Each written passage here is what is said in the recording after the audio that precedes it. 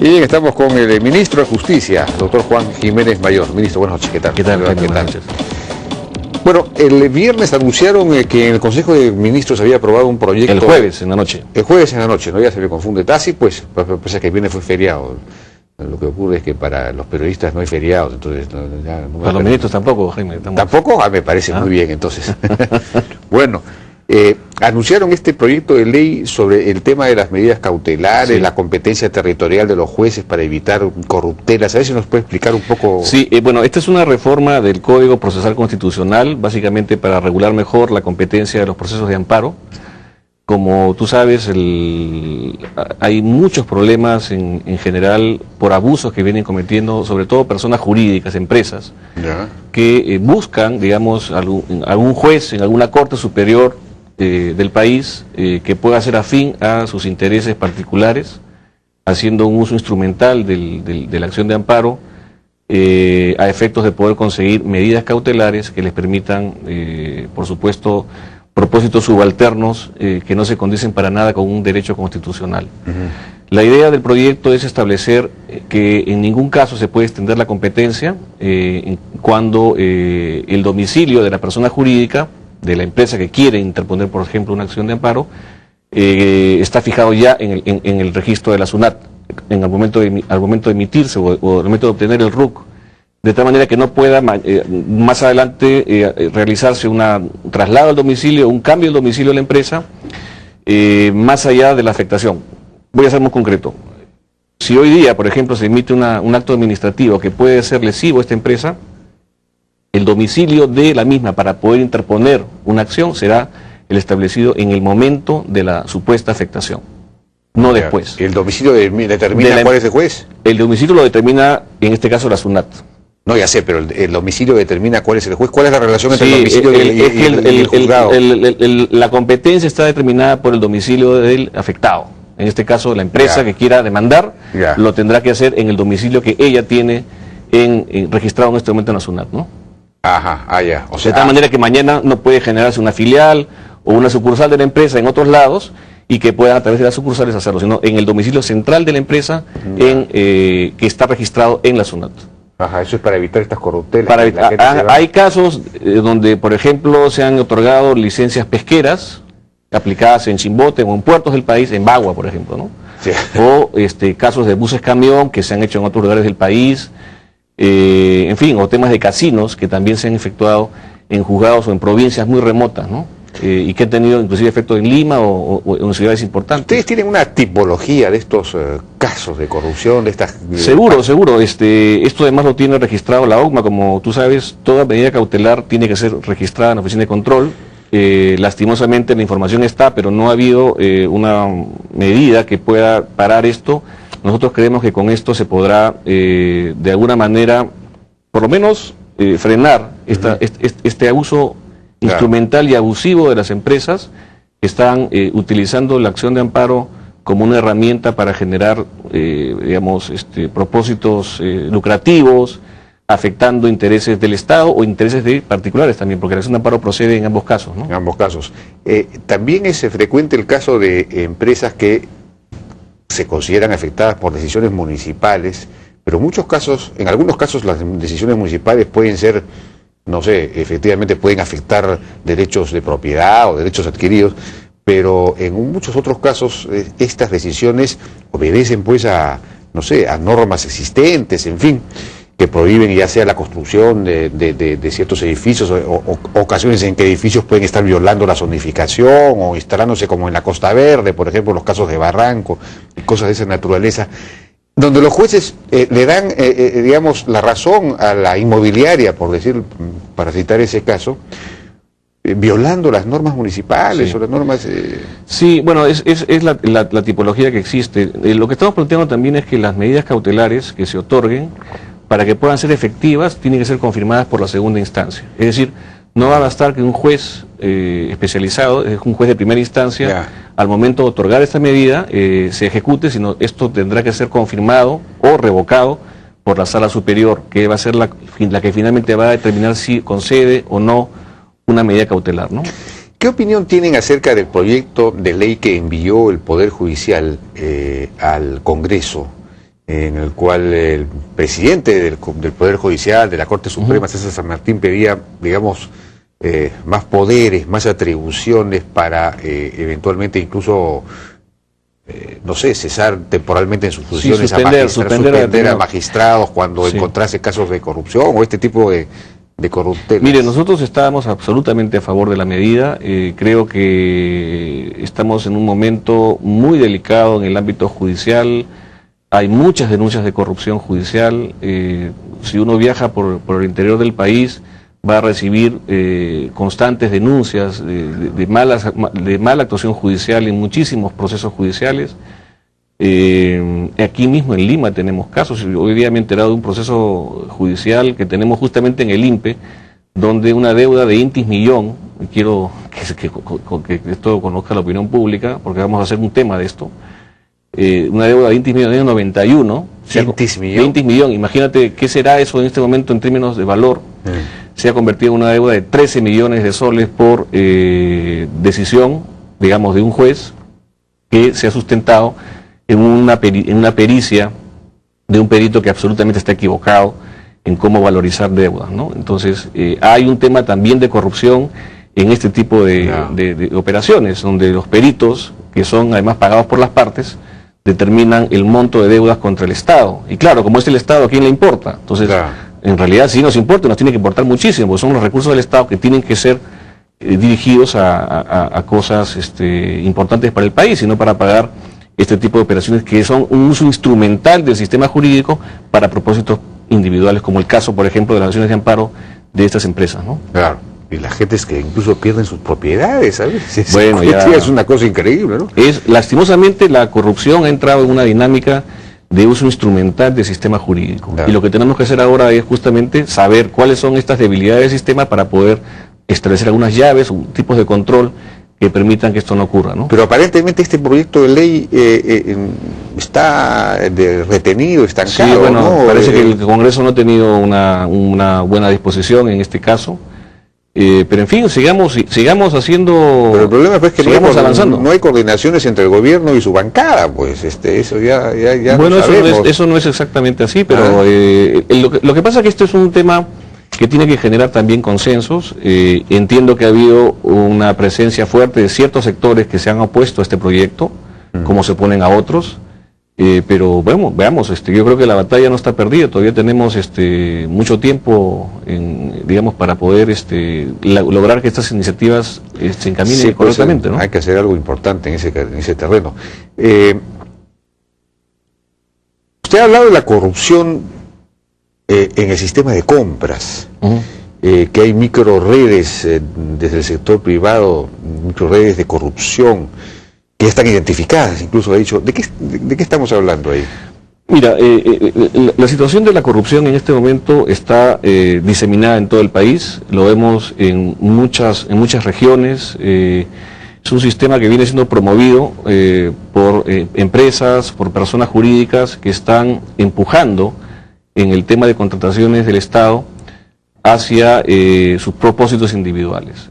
Quieren monopolizar los sistemas de compra del Estado, quieren imponer sus modalidades de contratación, los términos de referencia, por supuesto en esto coludidos con funcionarios, ¿no? Pero la corrupción hoy día, a diferencia de los años 90, en donde había pues toda una estructura de poder manejada desde el Estado, hoy día se ha trasladado esto al ámbito privado, y son los privados los que vienen empujando esto al ámbito público. Por supuesto, hay complicidad de funcionarios, y esto no funcionaría.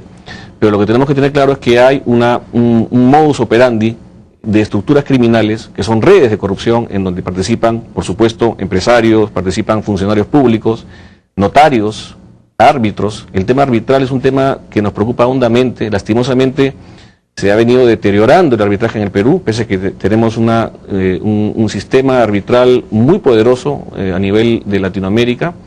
Sin embargo, la falta de controles que tiene el arbitraje en el Perú, no existen controles básicamente, está haciendo que el arbitraje caiga a un despeñadero preocupante, y creemos que llega un momento que podamos... ¿En qué sentido está no hay, por ejemplo, los laudos arbitrales no se publican. Entonces los árbitros consideran que no tienen que publicarlos, pese a que la norma dice que hay que publicar, pero no hay sanción para quienes no publican. Hay casos de arbitrajes en donde una sola persona, un solo árbitro, ha estado presidiendo arbitrajes. Hay casos de hasta 19 o 20 arbitrajes que ha presidido un solo abogado. Por supuesto, en todos los casos el Estado perdido. El Estado pierde el 70% de los arbitrajes públicos. Los árbitros no son seleccionados con un criterio aleatorio o un criterio técnico, sino básicamente si es amigo probablemente del procurador o del jefe de la entidad. Así ha venido funcionando, no hay un criterio de selección transparente de árbitros. Recién la OCE hace unos meses... Los árbitros son seleccionados por las partes. Por las partes, pero también el presidente es seleccionado, tiene que ser seleccionado por ambas, o sí, por ambas partes, o por... Sí, pues, pero la cuestión es que eligen siempre al mismo, ¿no? Bueno, pero a mí me parece raro eso a veces. ¿Ah? Pero eso es un problema de las partes. No, pues. si el Estado designa siempre al mismo y el Estado siempre pierde, a mí sí me parece raro. Ah, bueno, debe haber alguien en el Estado entonces que está de alguna manera comprometido con estas cosas. Y el árbitro también. Ah, bueno, es un caso muy específico. No, son casos recurrentes y casos que existen en este momento. Lo bueno de esto ¿Ustedes ya han identificado eso? Lo bueno de esto es que OCE en este momento OCE es la Oficina Superior de Contratación del Estado. Ha, dentro de su página web, hoy día ha transparentado la información, le llaman el récord arbitral, donde uno puede tener información de los árbitros, cuáles son sus laudos, si lo han recusado o no lo han recusado, es decir, toda la historia que tiene esto. Todavía esto tiene recién 2 años, digamos, hacia atrás. Espero que esto siga hacia atrás también para saber efectivamente quiénes son los árbitros que están emitiendo resoluciones coherentes y los que no lo están haciendo, que creo que es lo importante, ¿no? Porque hay laudos que realmente son una vergüenza y que avergüenzan al sistema jurídico, ¿no? Bueno, tenemos que ir a una pausa, si me permite. Aprovecha esta super promoción y mantente conectado dentro y fuera de casa. Contrata internet fijo más internet móvil desde 39 soles al mes. Conéctate en tu casa y donde estés. Pídelo hoy mismo. Claro, la red donde todo es posible. 2x1 en miles de casacas. Casacas y abrigos. Elige el tuyo. Solo en Oeste. Tienes más suerte de la que crees.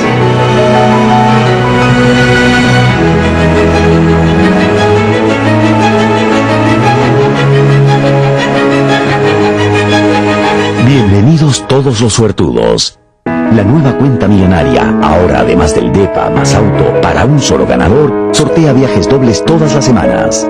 Interbank, el tiempo vale más que el dinero.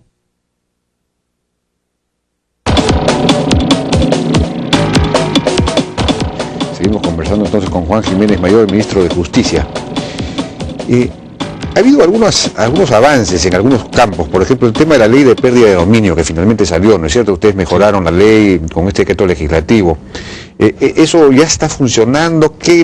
¿Está funcionando bien? ¿Qué está permitiendo? Bueno, una novedad de la ley es que se han incorporado los delitos de corrupción dentro de la ley de pérdida de dominio, es decir, se van a poder efectuar incautaciones y decomisos en materia de corrupción. Eso no estaba en la anterior ley. Además, se ha consolidado una entidad muy interesante que es la Comisión Nacional de Bienes Incautados, que es la que va a administrar todos los bienes incautados en agravio del Estado.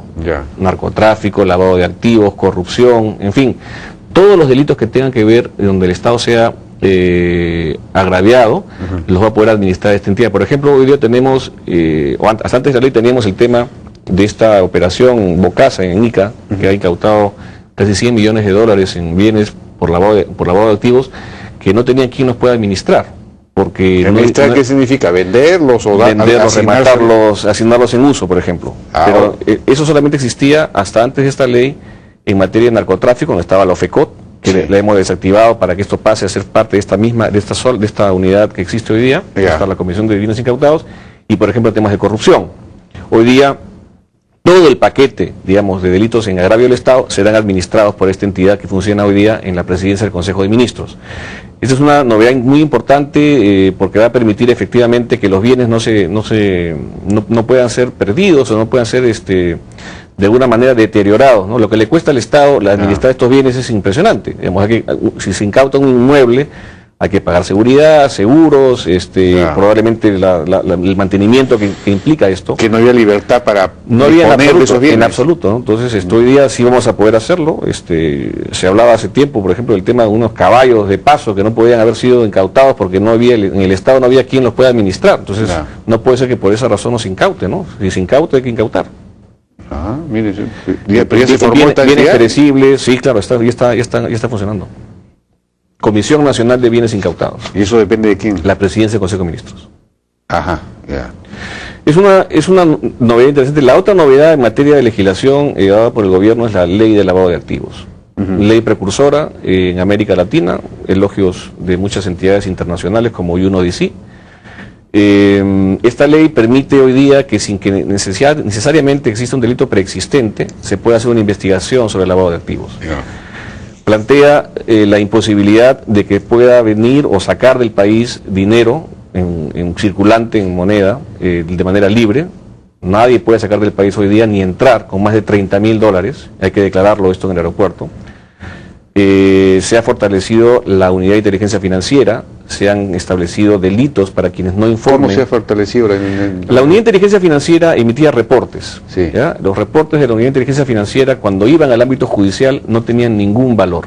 Los jueces y los tribunales de justicia en el Perú no le daban ningún valor porque eran reportes que venían sin firma. Y nadie, ningún funcionario de la unidad de inteligencia financiera ni de la Superintendencia de Banca y Seguros acudían a los tribunales a sostener esos informes. Ya. A partir de esta ley se ha previsto el funcionamiento de un cuerpo de peritos de la unidad de inteligencia financiera que van a suscribir estos reportes y que van a acudir a las audiencias protegiendo a los informantes. No se firmaban ni se acudían a las audiencias porque existía el principio que además está planteado en las normas del GAFISUT para no poder identificar quiénes son los informantes del sistema de inteligencia financiera. Ahora, ¿no se les ha dado la prerrogativa de levantar secreto bancario? No, eso se mantiene en los cánones constitucionales, tiene que ser un juez, efectivamente, el que plantee eso, ¿no? Ya. No, ahí estamos actuando dentro de los marcos constitucionales. Pero lo importante es que esto va a permitir que podamos dar golpes muy serios al tema del lavado de activos. Por ejemplo, el caso de los Sánchez Paredes es un caso donde se discute primero si hubo narcotráfico o no. Entonces, esa es la gran discusión judicial. Ya. Con esta ley no necesitamos esa discusión judicial. Necesitamos, sí, identificar en el proceso cuál es el delito que sostiene el lavado, pero no necesitamos que esta investigación comience previamente con un delito preexistente. Bueno, este caso en el Poder Judicial ha sido prácticamente absuelto, ¿no? No, está todavía en giro, ¿no? Vamos a esperar. ¿Está todavía en giro? Bueno, ha habido varias absoluciones. Me temo que ese caso se está perdiendo. No Por sé. eso, la idea es tener un mejor marco legal. Y la corrupción, por ejemplo, es un tema que estamos dando batalla en el gobierno. Se plantea que también, efectivamente, el delito de lavado de activos va a poder ser enfrentado desde el ámbito también de lucha contra la corrupción. Es decir, cómo los corruptos lavan su dinero, ¿no? Entonces vamos a ver también en este punto. Y sé que hay mucha gente nerviosa, sé que hay gente que inclusive debe dinero por reparaciones civiles no pagadas al Estado. Las cifras le hemos sacado ya en varios Sí, pues, medios, unos claro. 1.000 millones. Sin embargo, gente que ya, digamos, purgó condenas efectivas y que, a pesar que no han pagado reparaciones civiles, ya están haciendo algunas operaciones comerciales. Hemos hablado con las centrales de riesgo para que esta información entre a las centrales de riesgo y que no puedan tener no sean sujetos de crédito. No. Para eso hemos planteado el día jueves también un proyecto de ley para que de manera obligatoria la Superintendencia de Banca y Seguros incorpore esto como parte de la información que tiene que ofrecer al sistema bancario. Inclusive bancos están abriendo ya cuentas a personas que tienen, digamos, estos récords negativos de deudas con el Estado. ¿No? Entonces, creo que es importante que también demos mensajes. La impunidad no solamente se plantea en términos de quien cumplió una condena, sino también quien debe reparaciones civiles, ¿no? Y los datos están a la vista. Alberto Curi, ¿no es cierto? El famoso caso que se destapó al inicio, digamos, que permitió, digamos, descubrir todo el proceso anticorrupción en el Perú, de corrupción en el Perú, le debe $500,000 al Estado y solamente ha pagado 1.600 soles. ¿Y qué pasa si no los tuviese? Si no los tuviese, bueno, vamos a hacer un requerimiento Indecopi para que se plantee su insolvencia. Y lo que hemos planteado justamente en el proyecto de ley que hemos presentado al Consejo de Ministros y aprobado el día jueves, es que la insolvencia, tal cual está hoy día en la ley concursal, solamente dura 5 años, la muerte civil.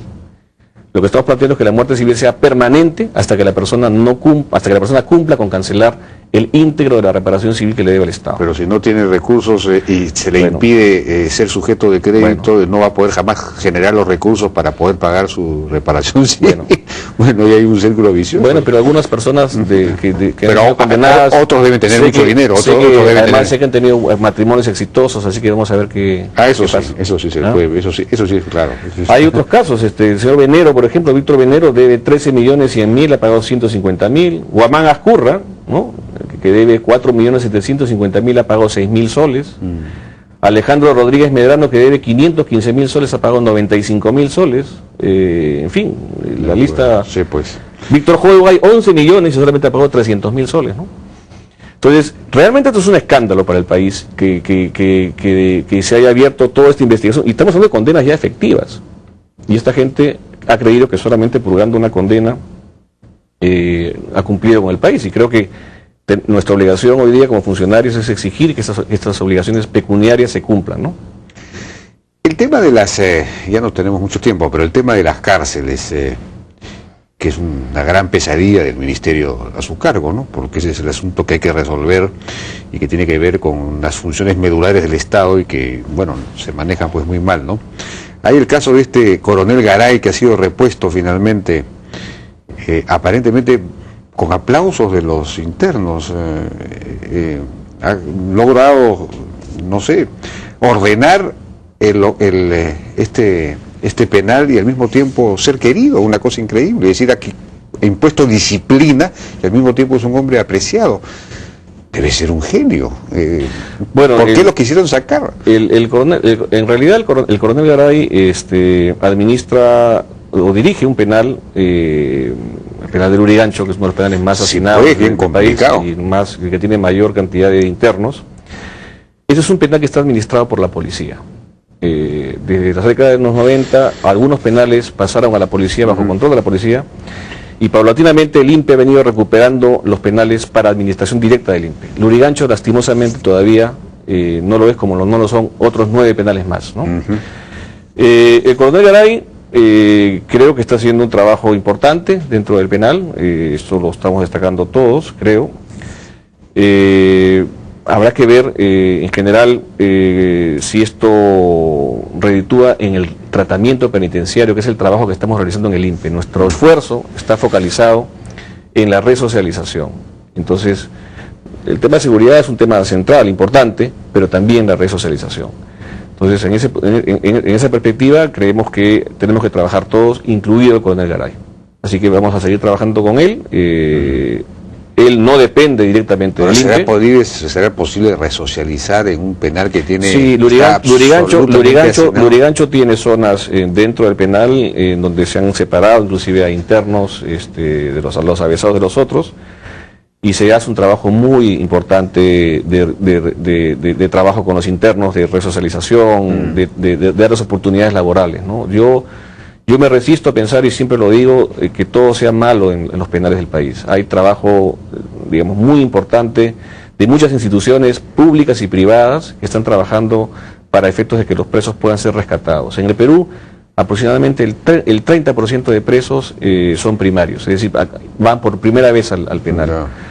Y entonces tenemos que hacer que estos internos puedan de alguna manera ser rescatados. Creo que esa es la tarea que nos toca, ¿no? Y no se conviertan en delincuentes al pasar por esta universidad que ya... Y ahora lo otro de ese tema es que estamos atravesando un problema de sobrepoblación increíble, ¿no? Sí, pues, por eso a eso me refiero, es un poco difícil resocializar cuando hay demasiada gente. Sí, sin duda, pero bueno, es el tiempo que nos ha tocado vivir. Tenemos hoy día 58.000 internos, para una capacidad de solamente 28.000 en todo el sistema. Claro. Entonces ese es un problema que tenemos. Pero hay que construir pues cárceles. Estamos en eso, estamos haciendo cárceles nuevas. Para este año estamos ampliando la cobertura en casi 3.000 plazas más, en procesos de ampliación y construcción de cárceles nuevas. Hay todo un trabajo de planeamiento para los próximos años. Esperamos construir más penales ciertamente, pero también que existe una tarea de prevención, porque hay que hacer que también no entre tanta gente a los penales. Nosotros en un año de gobierno, que se cumple ahora el 28 de julio, vamos a tener casi 12.000 presos más. Durante el periodo del presidente García, durante los 5 años, la población penitenciaria creció en 12.000 presos. Por ahí necesitamos pues un sistema de justicia. Todos estos pequeños delitos, pequeñas faltas o delitos, ¿no? Deberían ser tratados de una manera mucho más, digamos, local, ¿no? En comisarías locales. No o sea, en el Perú no entran las faltas ni pequeños delitos a la cárcel, ¿no? En términos generales. No, pero ya, como se ponen cada vez más duras las penas, a veces casi por cualquier cosa uno ya tiene 4 años y tiene que entrar a la cárcel. Entonces debería pues tener, a ver, como Estados Unidos, en otros lugares, pasar las 30 días en un calabozo municipal, o cosas de ese tipo. No, además, y si uno reincide ya le van aumentando, ¿no? Pero no pasar de frente a 4 años, es una cosa... Sí, bueno, es un tema en el cual estamos trabajando. Nosotros hemos planteado 10 medidas de reforma al sistema penitenciario. Estamos trabajando hoy día también en cómo aterrizar esto en un plan mucho más detallado, a corto, mediano y largo plazo. Yo lo que quisiera plantear ahí es, nosotros los ministros, finalmente de justicia sobre todo, tenemos por lo general muy poco tiempo para poder trabajar. El tiempo de permanencia de un ministro de justicia siempre es corto, pero creo que el jefe del INPE, tenemos que tener una suerte de pacto, un pacto político, si podemos llamarlo de alguna manera, para garantizar la permanencia de este funcionario, sea José Luis Pérez Guadalupe o el que sea. Por supuesto, apostamos por José Luis para un trabajo a largo aliento. No puede ser el que sea, porque entonces estaría usted yendo contra su propio pedido, ¿no? Bueno, si sacar al actual para poner a otro. En el actual contexto, por supuesto, José Luis. Yo quiero contarle, en España, el director de prisiones, que hizo toda la reforma penitenciaria española, estuvo 6 años en el puesto. 6 años, sí. Y el que lo siguió estuvo 8 años. Sí, pues. Eso garantiza, por supuesto, políticas a largo plazo, que es lo que se necesita en el caso del INPE, ¿no? De acuerdo. Una última pregunta, ya nos ha ganado el tiempo. En realidad, este asunto de la extradición de este peruano que está en España, que no ha cumplido con pagar la pensión alimentaria a su, en fin, ex esposa. A su hijo. A su hijo, ¿no es cierto? Y eso es una novedad, es interesante, eso despierta la esperanza de muchas personas acá, de muchas mujeres que están en esa misma situación. Mira, Jaime, esto es un tema, aunque parezca menor desde el punto de vista político, los grandes temas que siempre hablan los ministros o los congresistas, creo que es un tema que nos toca a todos. El mensaje que ha querido dar el gobierno es un mensaje de firmeza frente a la impunidad. Impunidad que también se presenta en el caso de los progenitores, no hablemos de padres, porque en realidad una persona que abandona así a sus hijos, o a su hijo en este caso, en realidad creo que le queda grande el nombre de padre, ¿no? Y lo que se ha planteado acá es que efectivamente las obligaciones alimentarias también corresponden a temas de Estado, sobre todo en un país como el nuestro, donde hay muchas personas que efectivamente evaden esta responsabilidad. Nosotros en el Ministerio tenemos un servicio de defensa gratuita, incluidos casos de alimentos. Tenemos este año, digamos, en lo que va del año, tenemos cerca de 15.000 juicios por alimentos, no solamente del Ministerio de Justicia, a través de los abogados, de los cuales aproximadamente ya tenemos 8.000 sentencias efectivas, en donde ya hemos conseguido que las personas paguen por este concepto de obligación alimentaria. Evidentemente el sistema judicial tiene muchísimas más personas ahí, pero lo importante es que podamos dar un mensaje a la comunidad, y sobre todo esos padres irresponsables, de que las leyes existen y se tienen que cumplir. Y en este tema específicamente, el esfuerzo que va a hacer el Estado de traer a este sujeto hasta el Perú, desde España, que nos va a costar dinero, porque el Estado va a tener que pagar llevando policías y trayéndolo hacia el Perú, pues bien, hemos considerado que ese es un dinero muy bien invertido para poder dar el ejemplo y que efectivamente otros casos que puedan llegar al sistema de extradiciones, lo hagamos y traigamos a estas personas. Muy bien. Ministro, gracias por su participación en La Hora N. Fue Juan Jiménez Mayor, ministro de Justicia. Vamos a una pausa. Regresamos ahora con Gustavo Guerra García de la Municipalidad de Lima por el tema de la reforma del transporte y el paro que se produjo el día de hoy. Regresamos.